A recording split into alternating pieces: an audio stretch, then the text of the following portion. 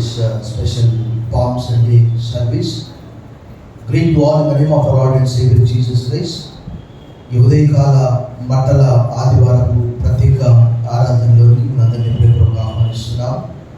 మన ప్రభువును రక్షకుడైన యేసుక్రీస్తు వారి శుభనామంలో మీ అందరికి శుభములు సమాధానం కలుగుగాక. ప్రభునందు మిక్కిలి ప్రియులారా, మీ అందరి విషయం తలస్సు మీ కొరకు ప్రార్థిస్తున్నాము. మీకు ఇంకా ఏదైనా ప్రార్థన అవసరత ఉండేలా మాకు తెలియజేయగలరు. లేఖన భాగం మనం చదువుకున్నాము. ఎన్నో సంవత్సరాల నుంచి మనం వింటూ ఉన్నాము. యేసుక్రీస్తు వారి జీవితము, పరిచర్య మరియు మరణము, పునరుత్థానము అన్నీ కలిపి 4 సువార్తల్లో మనము చూడగలం. మరి అనేక మంది కనీసం సువార్తలు కూడా చదవలేనటువంటి పరిస్థితుల్లో ఉంటున్నారు. మందిరానికి కూడా బైబిల్ తీసుకొని రాకుండా ఊరికి అట్లా ఏదో ఫ్యాషన్ షోకి వచ్చినట్టు వస్తూ ఉంటారు. చాలా దుఃఖకరం, విచారకరం. ఎందుకంటే ఇదంతా మనం ఎందుకు చేస్తున్నామంటే ఆయన మన కొరకే వచ్చాడు. ఆయన మరణం అడుగడుగున మనకు అనిపిస్తుంది. ఆయన శిలువ మరణాన్ని గురించి ఆయన చెప్పాడు. మొత్తం మనకు 4 సువార్తల్లో దాదాపుగా మత్తయి సువార్తలో 28 అధ్యాయాలు, మార్కు సువార్తలో 16 అధ్యాయాలు, లూకా సువార్తలో 24, యోహాను సువార్తలో 21. దాదాపుగా 20, 68, 72, 73, 73, 79, 89 అధ్యాయాలు. ఒకవేళ కరెక్ట్గా చదివితే రోజు 4 అధ్యాయాలు ఎన్ని రోజులు అయిపోతుంది? 20 రోజుల్లో అయిపోతుంది. సో అనేక మంది కనీసం మట్టల ఆదివారం వస్తే తప్ప ఈ లేఖన భాగం ఎక్కడుందో అది మనం ఈరోజు చేస్తున్న పని. ఆయన మన కొరకు పరలోకాన్ని విడిచి భూలోకంలో మానవునిగా, శరీరధారిగా, నిలవరమైన నివాసం కూడా లేకుండా ఆయన ఎంత కష్టపడ్డాడు. ఇవి చివరి గడియలు. మనం ఎంత కంఫర్ట్ జోన్లో ఉంటున్నామంటే, ఒక సెకండ్ కరెంట్ పోతే, ఒక సెకండ్ ఇంటర్నెట్ లేకపోతే అసహనం వ్యక్తం చేస్తాం. ప్రభు అన్ని సౌకర్యాలు కూడా విడిచిపెట్టి ఇక్కడ మనం చదువుకున్నటువంటి లేఖన భాగంలో ప్రభు అనేకమైనటువంటి గొప్ప కార్యాలు చేశాడు. మనం చూస్తున్నాం. ప్రభునందు మిగిలిన ప్రియులారా, కనీసం సువార్తలైనా చదవండి. మనం అంత్య దినాల్లో ఉంటున్నాము. పౌలు చెప్పిన రీతిగా తిమోతికి రాసిన 2వ పత్రిక 3వ అధ్యాయంలో చెప్పాడు. అంత్య దినంలో అపాయకరమైనటువంటి కాలంలో వచ్చినట్టు తెలుసుకో తిమోతి. మనుషులు స్వార్థ ప్రియులు, అహంకారులు, బింకములాడువారు. ఇంకొక మాట చెప్తాడు, దేవుని కంటే ఆదివారం అంటే mutton biryani, chicken biryani, chicken biryani, mutton biryani అంటే ఆదివారము. అబ్బా, అవి లేనటువంటి దినాన్ని మనము ఊహించుకోలేము. ఆ మటన్ వండుకుంటూ అనేక మంది 12:30కి వచ్చేవారు ఉన్నారు. ఆమెన్ అనే టైంలో వచ్చేవారు ఉన్నారు. దేవుని కంటే సుఖానుభవం ఎక్కువగా ప్రేమించువారు. పైకి భక్తి, దేవుని శక్తిని ఆశ్రయించిన వారని ప్రభువు చెప్పాడు పౌలు ద్వారా. సో ఇది మనం చదువుకున్నటువంటి లేఖన భాగంలో నుంచి కొన్ని విషయాలు మనము నేర్చుకుందాము. మత్తయి సువార్త 21వ అధ్యాయము 1 నుంచి 11 వచనాలు మనం చదువుకున్నాము. మరి దీనికి బ్యాక్గ్రౌండ్గా మనం 2 లేఖన భాగాలు చదువుకుందాము. ఒకటి కీర్తనల గ్రంథము 118, 25, 26 చదువుకుందాము. తదుపరి జకర్యా గ్రంథము 9:9 చదువుకుందాం. కీర్తనల గ్రంథము 118. Turn your Bibles with me to the book of Psalms, Psalm number 118, verses 25 and 26. అందరం కలిసి చదువుతాము. యెహోవా దయచేసి నన్ను రక్షించుము, యెహోవా దయచేసి అభివృద్ధి కలిగించుము, యెహోవా పేరిట వచ్చువాడు ఆశీర్వాదమంతులు గాక, యెహోవా మందిరంలో నుండి మేము. జకర్యా గ్రంథము 9వ అధ్యాయము 9వ వచనాన్ని కూడా మనము చదువుదాం. ద బుక్ ఆఫ్ జకర్యా చాప్టర్ 9 verse 9. సియోను నివాసులారా బహుగా సంతోషించుడి, యెరూషలేము నివాసులారా ఉల్లాసంగా ఉండుడి.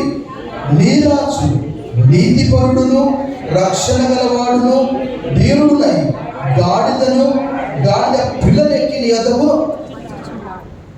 బైబిల్లో మొత్తం 66 పుస్తకాలు, 1189 అధ్యాయాలు ఉన్నవి. ఇప్పుడు మనం మత్తయి, మార్కు, లూకా, యోహానులో ఎన్ని అధ్యాయాలని చెప్పుకున్నాము చెప్పండి? 89. కనీసం 89 అధ్యాయాలు చదవడానికి ప్రయత్నం చేయండి.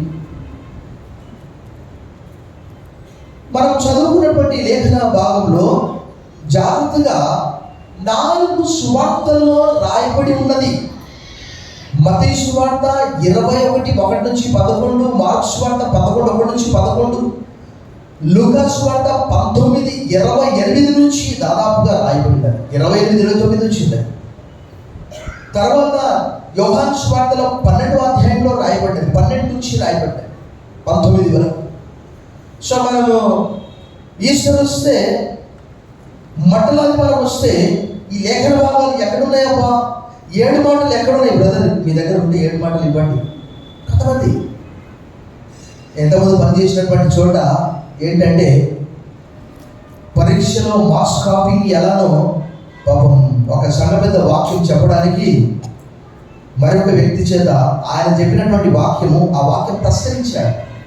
అంటే అర్థం చేసుకోండి అని ఎంత బైబిల్ చదువుతాడు. సో మనం ఈ దినాల్లో అలాంటి పరిస్థితిలో ఉంటున్నాము.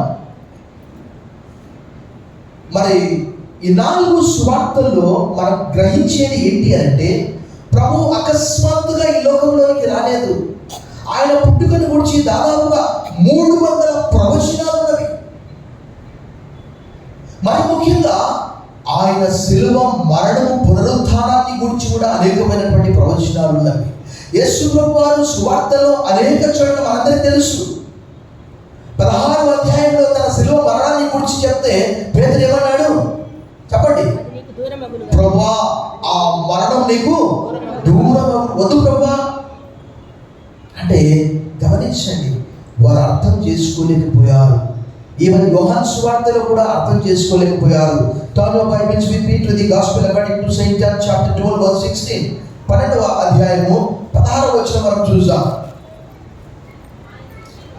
ఆయన శిష్యులు ఈ మాటలు మొదట గ్రహింపలేదు, కానీ యేసు మహిమపరచబడినప్పుడు అవి ఆయన గురించి వ్రాయబడదని వారు ఆయనకు వాటిని చేసినని జ్ఞాపకంలో. ఇక్కడ మనము చదువుకున్నటువంటి లేఖన భాగంలో చూస్తే యేసు వారు యెరూషలేములో ప్రవేశించాడు. ఈ వారము, వచ్చే వారమే ఏం జరిగింది? పునరుత్థానం జరిగింది. తర్వాత శుక్రవారం శిలువ వేయబడ్డాడు. సో అంటే ఒక వారం ముందుగా జరిగినటువంటి సంఘటన ఇది అకస్మాత్తుగా జరిగినటువంటిది కానే కాదు. ఎందుకంటే మనం ఏం చూస్తాము? జకరియా గ్రంథము 9వ అధ్యాయము 9వ వచనంలో 4 సువార్తలు, ముఖ్యంగా మత్తయి దీర్ఘంగా రాస్తాడు.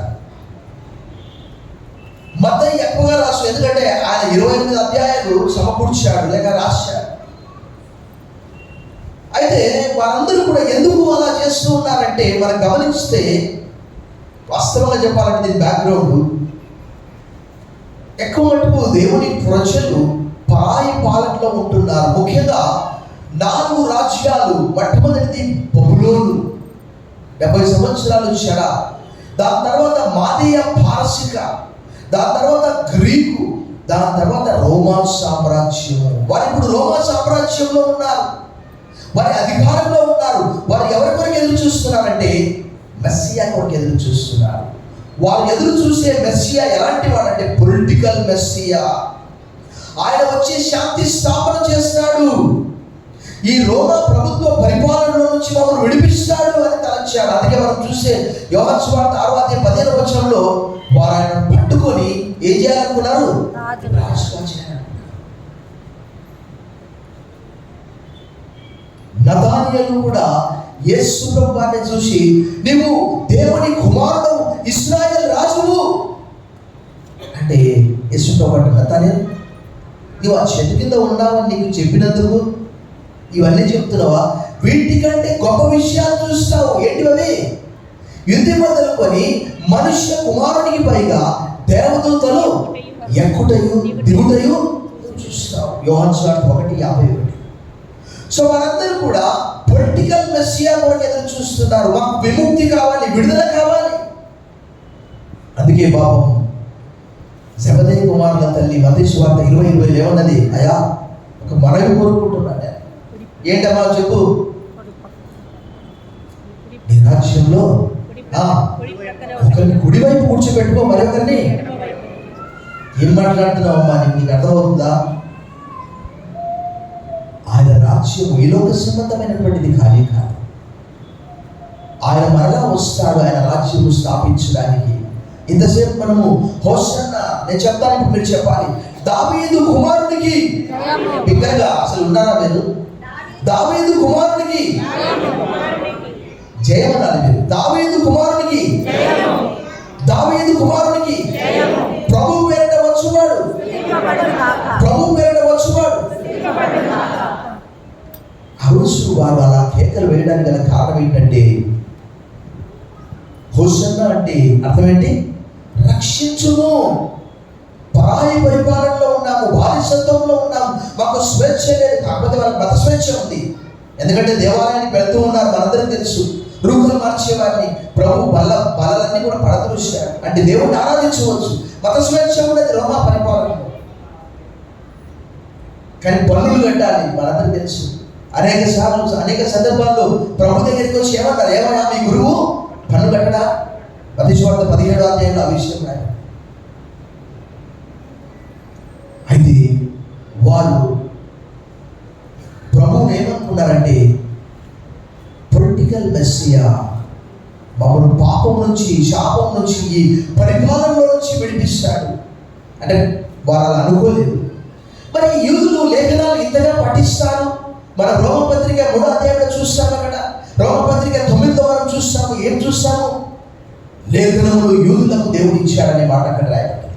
యూదుల కొరకు చేయబడ్డది. మరి ఎందుకు వారు లేఖనాలు గ్రహించలేదు? పొలిటికల్ మెస్సియా కొరకు ఎదురు చూస్తున్నారు. అందుకొరకే వారు ఏమంటున్నారు అక్కడ మత్తయి సువార్త 21వ అధ్యాయంలో చూడండి. అక్కడ మత్తయి సువార్త 21వ అధ్యాయంలో ఆ ప్రవచనము అక్కడ రాయబడి ఉన్నది.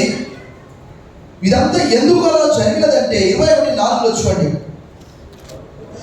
ప్రవక్త వలన చెప్పబడిన నెరవేరునట్లు ఇది జరిగను. అదేమనగా, ఇదిగో నీ రాజు సాత్వికుడై గాడిదను భారవాహక పశువు పిల్ల అయిన చిన్న గాడిదనెక్కి నీ యొద్దకు వచ్చుచున్నాడని సియోను కుమారుతో చెప్పుడి అన్నది. ఆ లేఖనాన్ని వారు గ్రహించలేదు. యేసు ప్రభువు వారు బాధపడ్డాడు, ఏడ్చాడు 2 సార్లు. ఎందుకు మీరు నన్ను గ్రహించట్లేదు, గుర్తుపట్టట్లేదు? He came to his own. ఆయన తన స్వకీయులకు వచ్చిన వారు ఆయన్ను. యోహాను సువార్త 1:13. ఆయన బాధపడుతూ ఉన్నాడు. ఆయన లోకంలోకి మానవునిగా వచ్చాడు. మొట్టమొదటిసారి శాంతి స్థాపించడానికి కాదు, మానవులందరి కొరకు తన ప్రాణం ఇవ్వడానికి వచ్చాడు. మనందరికీ తెలుసు, గాడిదంటే దాన్ని ఏం చూస్తామంటే, గాడిద ఎంత, దానికి రూపం ఉండదు, సొగసు ఉండదు, స్వరూపం ఉండదు. అందుకే మనుషులను తిట్టినప్పుడు ఏం తిడతారు? గాడిదలా ఉన్నాం కదా. ఏమైంది అంటే, ప్రభువు ఆ యొక్క గాడిదని ఎంచుకున్నాడు. ఇందులో అనేకమైనటువంటి విషయాలు ఉన్నవి.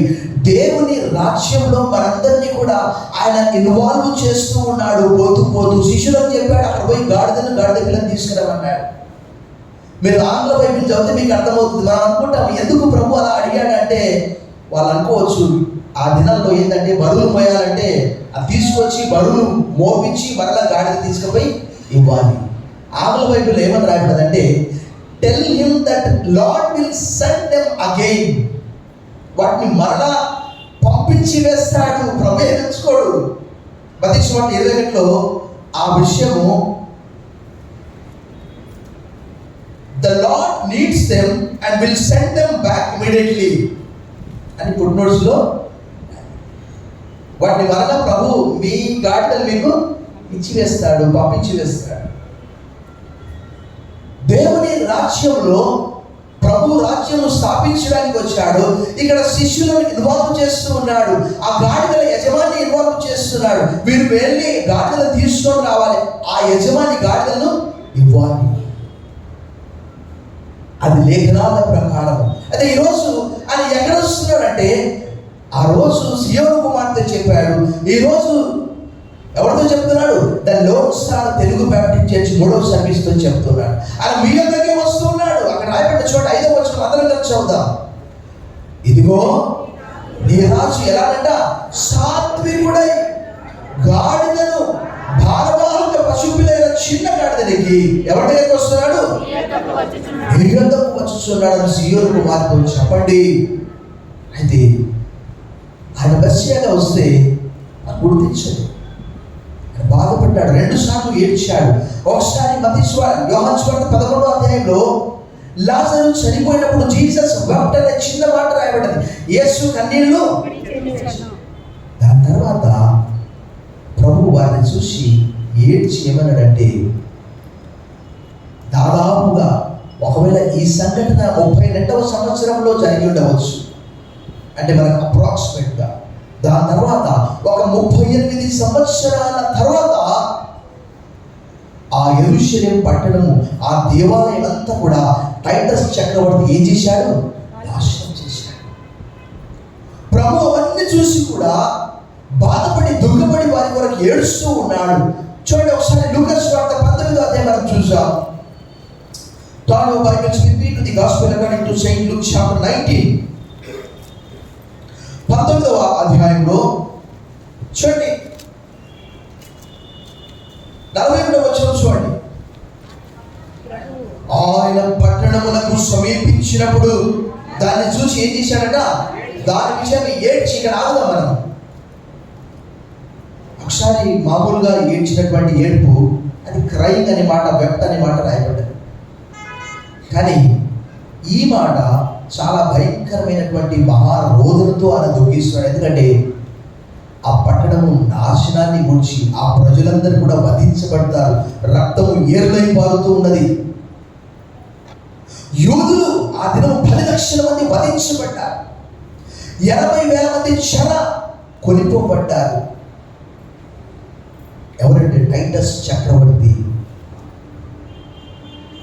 ఆ దినం ఆ సంఘటన గురించి ప్రభు ముందే ఊహించి దాన్ని చూసి జరగబోయే సంఘటన, దాన్ని చూసి దాని విషయమై ఏం చేస్తున్నాడట?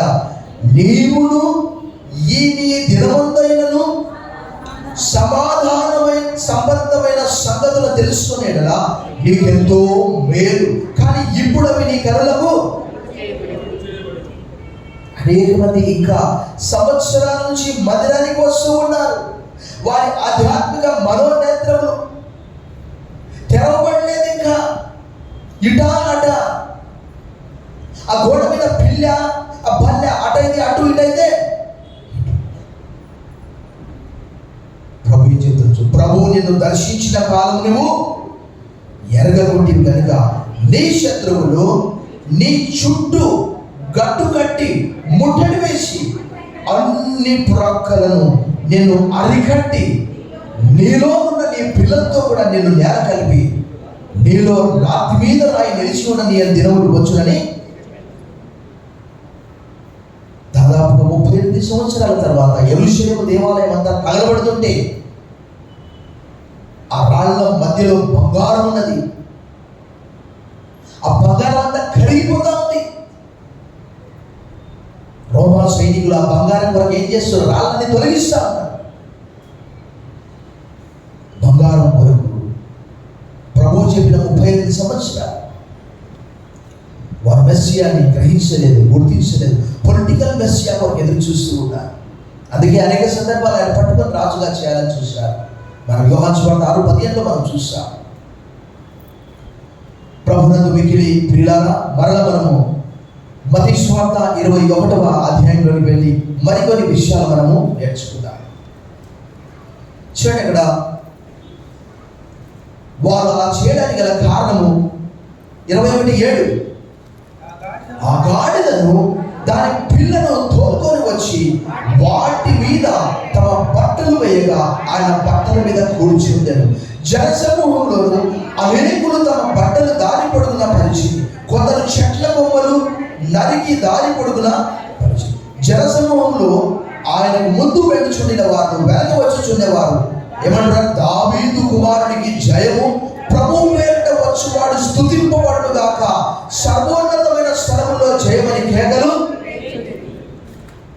ఇక్కడ మనం రెండు విషయాలు నేర్చుకుంటాం. ఒకటి, ఈ ఖర్జూర మంటలు దేనికి సూచన అంటే విక్టరీ. ఇప్పుడు మనము భూలోకంలో పామ్ సండే చూస్తున్నాం. ఒక సమయం వస్తుంది పరలోకంలో కూడా పామ్ సండే మీకు చూపిస్తాను. చూడండి, turn your Bibles with me to the book of Revelation chapter 7 verse 9 and 10. ప్రకటన గ్రంథము 7వ అధ్యాయము 9 మరియు 10 వచనాలు మనము చదువుతాం. అటు తరువాత నేను చూడగా, ఇదిగో ప్రతి జనములో నుండి, ప్రతి వంశంలో నుండి, ప్రజల్లో నుండి, ఆయా భాషలు మాట్లాడే వాళ్ళలో నుండి వచ్చి ఎవడును లెక్కింపజాలని ఒక గొప్ప సమూహము కనబడింది. వారు ఏం చేస్తున్నారట? తెల్లని వస్త్రములు ధరించుకున్న వారై ఖర్జూర మంటలు చేత పట్టుకుని సింహాసనం ఎదుటను గొర్రెపిల్ల ఎదుట నిలబడి, సింహాసనాసీనుడైన మా దేవునికి నీ గొర్రెపిల్లకును మా రక్షణకై స్తోత్రమని. అది పరలోకంలో పామ్స్ అంటే. చప్పట్లు కొట్టి ప్రభువును మహిమపరచు బిడ్డగా. ఎందుకంటే ఆయన ఆ గొర్రె పిల్లగా యోహాను సువార్త 1:29, యోహాను సువార్త 1:36 రాయబడింది. Here is the Lamb of God who takes away the sin of the world. John the Baptist was testifying, సాక్ష్యం ఇస్తూ ఉన్నాడు. ఇదిగో లోక పాపమును మోసుకొని పో దేవుని మరలా అన్నాడు. నేను చెప్పినట్టు చెప్పండి, ఇదిగో దేవుని గొర్రె పిల్ల. 2 సార్లు వెంటనే చెప్పాడు. ఆ గొర్రె పిల్ల ఆ రక్షణ ఇవ్వడానికి ఆయన ఈ లోకానికి వచ్చాడు. ఆయనను స్తుతిస్తూ ఉన్నప్పుడు, యాక్చువల్గా స్తుతి ఎవరికి? దేవునికి మాత్రమే. కొంతమంది వందన సమర్పణ చేయమంటే ఏం చేస్తారు తెలుసా? ఇక్కడ వచ్చిన వాళ్ళందరికీ స్తుతులు స్తోత్రాలు అంటుంటారు. ఏందో అది వాళ్ళకి అర్థమవుతుందా? కాన్షియస్లో ఉంటారా, అన్కాన్షియస్లో ఉంటారా? దేవుడు అన్నాడు, నా మహిమ నేను ఎవరికి ఇచ్చేవాడిని? ప్రభువు కాక ఎవరిని కూడా మనం స్తుతించడానికి వీలు. ఆయన ఒక్కడే స్తుతులకు పాత్రుడు. సూర్యోదయం మొదలుకొని సూర్యాస్తమయం వరకు ఆయన నామము స్తుతింపదగినది, ఘనపరచదగినది, కొనియాడదగినది. 113వ కీర్తన కూడా వచ్చినాము. 22వ కీర్తన 4వ వచనంలో, నీవు ఇశ్రాయేలు చేయు స్తోత్రముల మీద. వారందరూ కూడా ప్రభువును స్తుతిస్తుంటే పరిశీలన అన్నారు, వాళ్ళకి చెప్పాలి నోరు మూసుకోమని. ప్రభు ఏమన్నాడు? వాళ్ళు నోరు మూసుకుంటే, బిగ్గరగా చెప్పండి, డౌట్తో చెప్పొద్దండి. మరి మనము ఉన్నాము. దేవుడు మనకు నోరు ఇచ్చాడు, 2 చెవులు ఇచ్చాడు. నోటితో స్తుతించము, చెవులతో వినలేము వాక్యం. ప్రభునందు మిక్కిలి ప్రియులారా, ప్రభువు స్తుతి తీసుకోవడానికి ఆయన యోగ్యుడు కాబట్టి ఏమనలేదు. ఎందుకంటే దేవుని వాక్యంలో మనందరికీ తెలుసు ఏమని రాయబడ్డది? దేవత్వం యొక్క సర్వ పరిపూర్ణత, సంపూర్ణత క్రీస్తునందు వసిస్తూ ఉన్నదని అపోజిట్ పౌలు కొలస్సీ 2:9 చెప్తాడు. ఆయన ఎవరో కాదు, సాక్షాత్తు దేవుడు. ఆయన మనందరి కొరకు ఆయన మానవునిగా వచ్చాడు. మానవునిగా యెరూషలేము వీధుల్లో ఆయన వెళ్ళే సమయంలో మనందరికీ తెలుసు, దేవుని వాక్యంలో రాయబడ్డది. మనకి ఈ కొంత సమయంలో అన్ని చూడలేము. ఆ దినాల్లో నేను చిన్నప్పుడు చూసేవాడిని. ఏంటి అంటే, పెళ్లి కుమారుని పెళ్లి కుమార్తెని తీసుకొని వచ్చే సమయంలో చాకలి వాళ్ళు బట్టలు పరిచేవారు. I was a small boy, maybe 5 years old, I do not know exactly. ఆ ముందు పరిచినటువంటివి మరలా వెనక తీసేసి మళ్ళీ ముందు పరుస్తారు. ఎందుకంటే అన్ని చీరలు ఉండవు. ఆ చీర ఒకటే అంత పొడుగ్గా ఉంటుంది. కానీ బైబిల్ గ్రంథంలో చూస్తే రాజులు అభిషేకించబడ్డప్పుడు ఆ వస్త్రాలు పరిచేవారు. అదంతా కూడా రాయబడ్డది. రాజులు 2వ గ్రంథం 9వ అధ్యాయంలో అభిషేకం రాయబడింది. ప్రభునందు మిక్కిలి ప్రియులారా, మన ప్రభు ఈ లోకంలో ఆయన జీవించినప్పుడు అక్కడటువంటి వారంతా ఎవరైనా ఆయన వెంబడిస్తారేమని కలవరపడేవారు. అందుకే దేవుని వాక్యంలో ఏమని రాబడ్డది, ఇదిగో లోకం ఆయన వెంటబోతూ ఉన్నది, అందరూ ఆయన వెంబడిపోతున్నారు, ఇక మన మాట ఎవరు వింటారు? 12:19 యోహాను సువార్త చూడండి ఒకసారి. Gospel according to St. John chapter 12 verse 19. ఒకరితో ఒకరు మన ప్రయత్నం ఎట్లు నిష్ప్రయోజనమైపోవలో చూడండి. ఇదిగో లోకము ఆయన వెంట పోయినదని చెప్పుకోండి. ఎంతో కాలం ప్రభు మన కొరకే ఈ లోకానికి వచ్చాడు. దేవుని వాక్యంలో రాయబడింది, ప్రయాసపడి భారం వహించిన సమస్యలను నా యొద్దకు రండి, ఎందుకంటే మీ భారము నాకు ఇచ్చే, నేను సాత్వికుడను, నేను ధీరుడను కనుక మీ మీద నా కాడి ఎత్తుకుని నా యొద్ద, అప్పుడు మీ ప్రాణాలకు విశ్రాంతి దొరుకుతుంది. అనేక మంది ఆయా రకాల సమస్యలతో బాధపడుతూ ఉన్నారు. ఆ సమస్యలన్నింటినీ దేవుని వాక్యంలో యెషయా 63:9 వారి యావత్ బాధలు ఆయన బాధలందరూ తన సన్నిధి చేత వారిని రక్షించాడు. మనకంటే ముందుగా ఆయన మన కష్టం అనుభవించడానికి వచ్చాడు, మన దుఃఖం అనుభవించడానికి వచ్చాడు. ఇంకా 4 రోజులైతే 5వ రోజు ఆయన సెలవు వేయబడతాడు మనందరి కొరకు. కానీ మనం ఆయన గ్రహించకపోతే, మనం ఆయన గుర్తుపెట్టకపోతే ఆ రోజు ఆయన ఎంత దుఃఖపడ్డాడు మనం చూసాము. ఈ రోజైనా, ఈ దినమైనా నీ కన్నులు తెరవబడాలి అని ఆ రోజు వారితో అన్నాడు. ఈరోజు మనకు కూడా మన ప్రభు మన కొరకే వచ్చాడు. ఎందుకంటే మనందరికీ తెలుసు, దేవుడి వాక్యంలో రాయబడ్డది ఆయన తిరిగి రానే ఉన్నాడు. హెబ్రీ పత్రిక 9వ అధ్యాయం 28వ వచనం చూసాము. Letter of part to the Hebrews chapter 9 verse 28. అలాగుననే క్రీస్తు కూడా అనేకుల పాపములను భరించుటకు ఒక్కసారి అర్పింపబడి తన కొరకు కనిపెట్టుకున్న వారి రక్షణ నిమిత్తము పాపం లేకుండా రెండోసారి ఆయన తిరిగి వస్తాడు. మనందరికీ తెలుసు, ప్రకటన 1:8 రాయబడ్డది, 7లో రాయబడ్డది, ఆయన ఆల్ఫా ఓమేగా, ఆయన మేఘారుడై వచ్చాడు. ప్రతి నేత్రం ఆయన చూస్తూ, ఆయన పొడిచిన వాళ్ళంతా ఆయన చూస్తూ, భూజంగంతో ఆయన చూసి రొమ్ము కొట్టుకుంది. అవును ఆమె అని మాట రాయబడ్డాడు. మత్తయి సువార్త 24:30 కూడా రాయబడ్డాడు. ఆయన మేఘారుడై పరలోకం నుంచి ఆయన రానయ్యున్నాడు. ప్రభునందు మిగిలి ప్రియులారా, ఈ రాసులు మన కొరకే ఈ లోకంలో తను తాను తగ్గించుకొని లేఖన ప్రకారం గాడిద పిల్లనికి ఆయన నేరుగా మన మీదకి వస్తూ ఉన్నాడు. ఈ రాసులు మనం అంగీకరిస్తూ ఉన్నామా? ఆ రోజు ఆ పట్టణం అంతా కలవరపడ్డది, నాకు అర్థం కాలేదు. రక్షకుడు పుట్టాడన్నప్పుడు కలవరపడ్డాడు. మత్తయి సువార్త 2వ అధ్యాయంలో యెరూషలేము అంతా. మరలా ఆయన వచ్చినప్పుడు, ఆయన వస్తే అందరికీ భయము, క్రైస్తవత్వం అంటే అందరికీ భయము, క్రీస్తు అంటే భయము. 2వ అధ్యాయంలో చూసాం, మత్తయి సువార్త 2వ అధ్యాయం 3వ వచనం.